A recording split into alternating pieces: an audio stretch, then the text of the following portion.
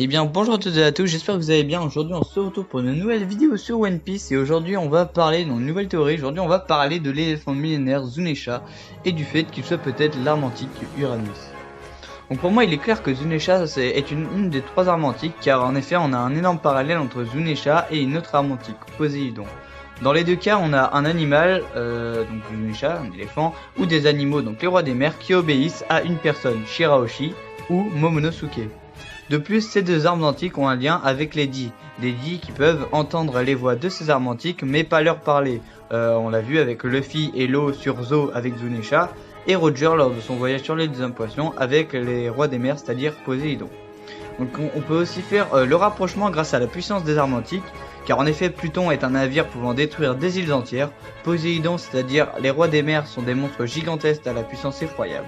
Et que dire de Zunisha? Eh bah ouais, niveau puissance, bah il est pas mal non plus, hein. Déjà sa taille énorme qui laisse présager une force colossale, hein. Cette force d'ailleurs on l'a même vu, hein. Un coup de trompe et Jack, qui est quand même un commandant de Yonko, bon il est certes troisième, ça reste un commandant de Yonko, bah qui se fait one shot. Donc vraiment la puissance de destruction de Zunisha correspond donc parfaitement à celle d'une arme antique. Donc ce qui me porte à croire qu'il en est bien une Uranus.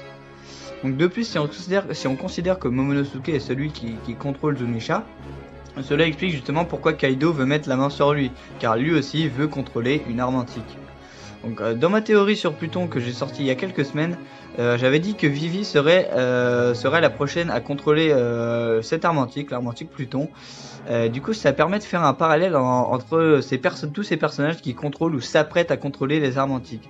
En effet, on a des princes et princesses de royaumes en danger alliés de Luffy, lui demandant son aide pour délivrer leur pays.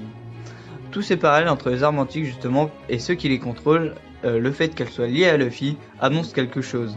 La réalisation d'une prophétie, celle des armes antiques. Je prépare justement une vidéo détaillée sur cette prophétie des armes antiques, donc leur histoire, leur rôle, leur lien avec le siècle oublié, le fait qu'elles soient tout en lien avec Luffy, qui sortira justement très bientôt sur ma chaîne.